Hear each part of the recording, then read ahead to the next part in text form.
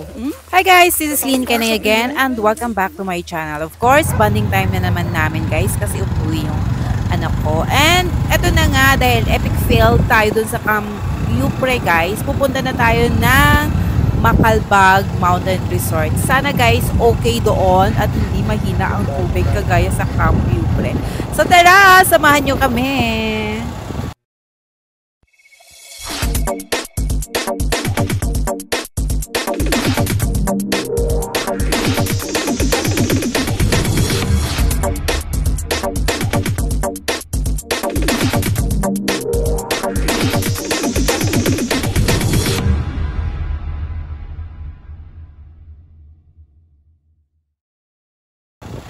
So ayan guys, tricycle at motor na naman ang ginamit namin para talagang super ang adventure natin guys. Kasi hindi din talaga kami magkasya doon sa kotse ng bayaw ko guys.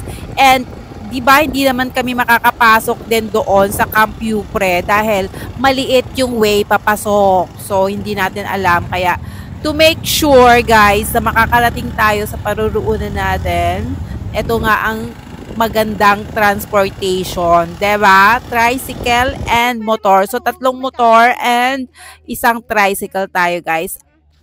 And dito na nga tayo, guys, sa Macalbag Mountain Resort. Yung facade niya parang lungkot.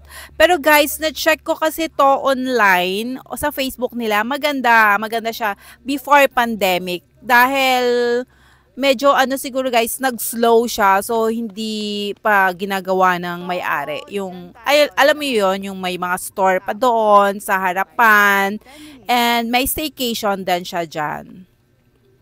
Ayan yung store guys, and yan yung mga person, ayan, busy sila. Kasi guys, parang nawala na sila ng gana kasi yung una namin pinuntahan as in, 'di ba? Nakita nyo naman. So, ayan guys, aakyat na nga tayo. And eto na, excited sila. Pero actually guys, nawalan sila ng gana. But sana okay ang lahat. So bago kami umakyat, tinanong muna namin kasi nandyan yung may-ari. Yung may-ari pala nito guys, sangguniang bayan ng Barbasa Antique. So, ang ano namin guys, ang bayan namin is magkadikit lang. Halos tulay lang yung pagitan. Sila yung kasunod na bayan from Tibiao, Antique, which is yung bayan namin. So, it's a 30 minutes drive kung dire-diretso, guys, from bayan namin. Or less than, lalo na nakamotor kami. Kaya lang naman kami, guys, medyo tumagal dahil nga, 'di ba, na pumunta kami sa kabilang mountain resort. So, eto na nga, guys, at pinaakyat na tayo ng may-ari. So, dito, before then, yung mga kubo na yan guys ay pwede nyong tuluyan or pwede kayo mag-staycation dyan. So here we go guys, at mag 10 minutes trekking na tayo going to the falls. And kung makikita nyo guys, 'di ba, super nature talaga siya. So ang ko dito, ang idea ko dito is parang gusto nilang i-preserve yung natural na ambience. Kung ano talaga yung yung way going there, kasi wala silang binago guys, wala din silang nilagay na structure whatsoever.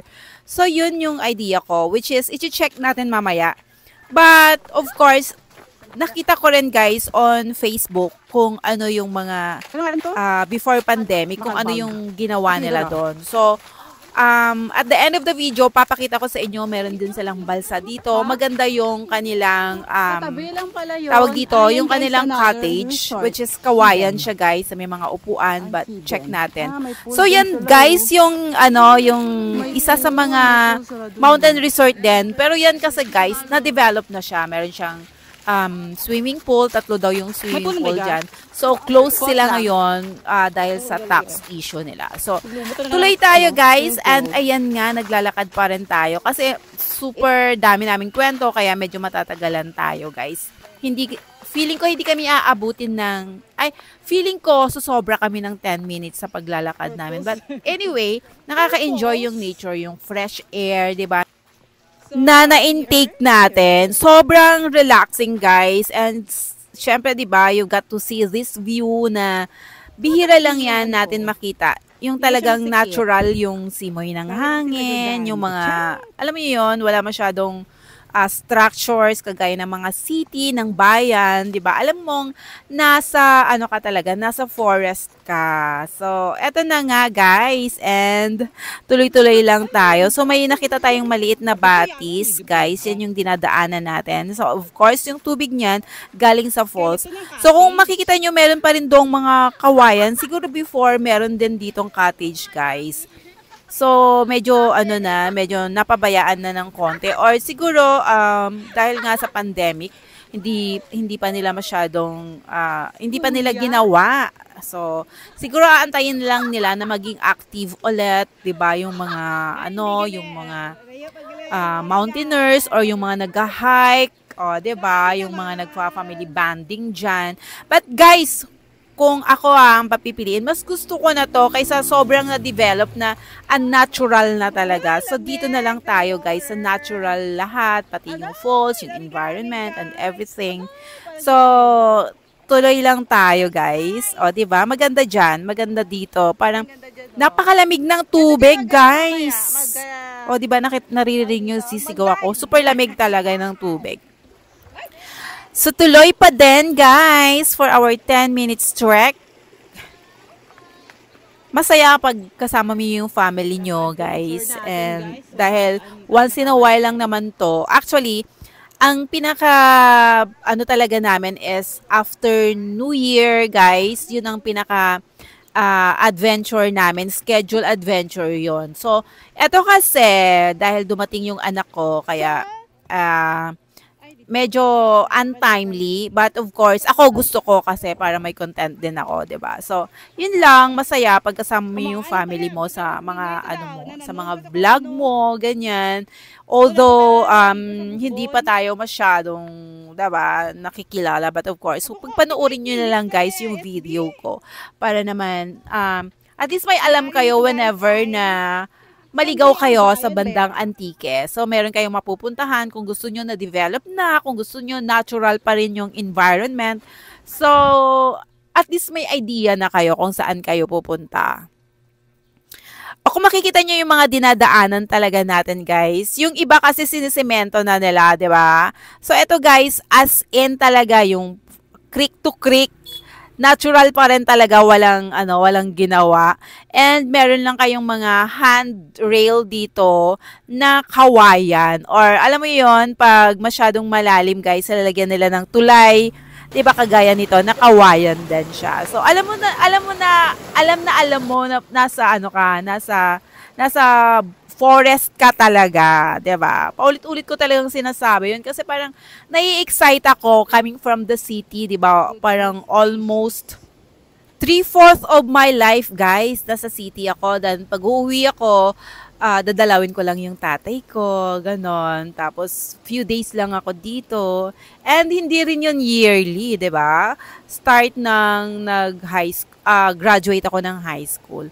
O, diba? Yan. Kasi ganun din yung ginagawa namin when we were young. Like, pumunta kami sa baryo na kung saan pinanganak yung tatay ko. So, din yon, hindi siya forest, but of course, farmland siya. Hindi masyadong kagaya nito. So, diba, nakaka-excite yung mga ganitong adventure, guys. Yung totoong adventure talaga na hindi, alam mo yan, hindi pa-sweet lang. So, dito, guys, malapit na tayo. At yan nga yung mga pamangkin ko, yung mga nauuna, guys. Oh, ayan na, guys. Diba yung paakyat? Oh, sisigaw na naman ako dyan. Ba't ang taas? Pero, guys, actually, hindi naman siya masyadong mataas. So, eto na nga. Actually, sa laki na to, guys, at sa ganda ng place, maraming waterfalls talaga siya. Pwede siyang i-develop kung halimbawa, syempre, kung may pondo or alam niyo na kung may plan pa yung may-ari na gawin to. Sobrang dami ng waterfalls. Actually, guys, aside from this, may 5 tiers yan guys sa taas. Pero kailangan mga professional lang ang aakyat doon kasi sobrang sobrang delikado siya. So, kung dati sa may Bugtong Batu Falls nakakaakyat pa ako, guys, dito hindi talaga pwede. Bawal na talaga siya. So, kailangan professional hikers lang talaga yung aakyat. So guys, guys, wala na dito yung cottage na nakita ko. Yung may sahig siya. from that cottage going here sa stones, may sahig yan guys, and then may mga upuan. So wala na. Hindi siya kasi laki, no? But, syempre nakaka-excite pa rin kasi nasa natural waterfalls, nasa natural environment tayo. So, ayan guys, eto na yung cottage niya ngayon. And, ayan, eto na, sobrang sarap sa pakiramdam, 'di ba? Alam nyo guys, pag nandito kayo sa lugar na to, parang nakakalimutan nyo na marami kayong ginagawa, whatsoever. Kailangan nyo lang dito. Wala kasing wifi dito guys. Hindi kayo makakagamit ng anything. Kaya hindi rin kami nakapag-TikTok dito sa area na to kasi wala talagang wifi. So walang network. Walang network, kumbaga. Out of coverage area. Ito yung mga magandang bakasyonan guys na hindi kayo mai-istorbo, diba? Sa mga trabaho nyo, whatsoever. So, ayan na yung pamangkin ko. At ready na talaga siyang mag-dive. Diba? Na-excite na talaga sila kasi kanina nga, medyo na-dismaya sila dahil hindi talaga nakakatuwa yung nangyari sa amin kanina. So, malamig daw yung tubig at ayan, sumisigaw na sila.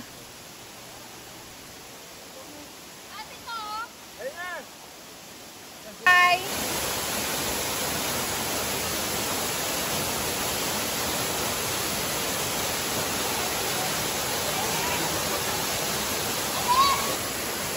Malamig ba? Ay!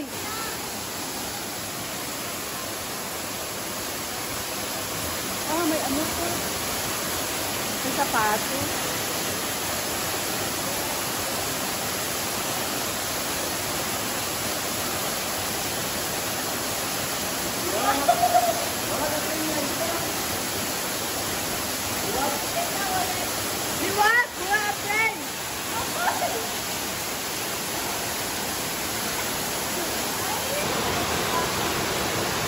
So, itong area na to guys, maganda din to, oh, diba? Maganda din yan i-develop. Ganda, diba? Naka-mesmerize talaga siya. Ang charotera lang talaga. Pero totoo, feeling aside, napakaganda talaga. Parang feeling ko nga maganda dyan, lagyan ng slide. Alam mo yon, idea ko lang yun guys. Huwag niyo akong pagtay. So guys, ayan, nagstay kami there for 4 hours kasi yung pamangkin ko, babalik na siya sa Iloilo kasi doon siya nag-aaral. At itong pamangkin ko na to, syempre guys, vlogger din yan. So, wala nga lang siyang YouTube. So, sikat yan sa Instagram. And, kilala siya na vlogger siya ng Ibiao Antique. So, there you go guys. And, pauwi na nga tayo. Contestant number 1. Kakagising ko lang. Hello, ma'am. Welcome to... I cannot. Hi, ma'am. Welcome to Macau Bag Resort.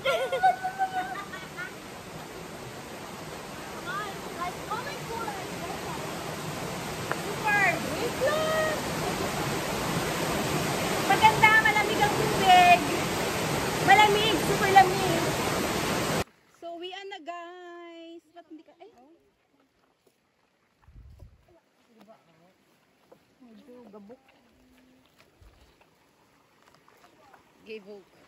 It's a wrap for today's adventure. So, sobrang lawak talaga ng place na to, guys. As in, talaga. Since malapit lang siya sa amin, pwede naming balik-balikan. But of course, ako, on my side, gusto ko bawat adventure, iba-ibang place. Iba na namang waterfalls, so ganyan. So, kaya nga nung nagbiyahe kami, sabi nung barkada nung bayaw ko, sabi, saan na tayo next? Kasi lagi silang kasama pag, alam mo yun, pag nag-a-adventure kami. So, yan lang. Excited pa rin ng mga person, guys. Syempre, 'di ba? Masaya talaga pag kasama mo yung family mo, yung barkada mo. So, yun lang.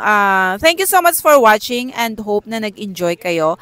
Another, ano na naman guys, another adventure sa buhay ni Kending.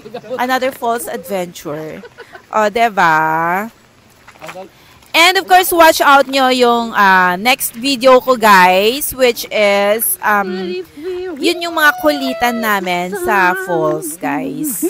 Yung mga kasama yung mga pamangkin ko at yung mga barkada ng bayaw ko guys. So, check out nyo yon. Panoorin nyo after this. Pepper! Pupu out. Or ihi.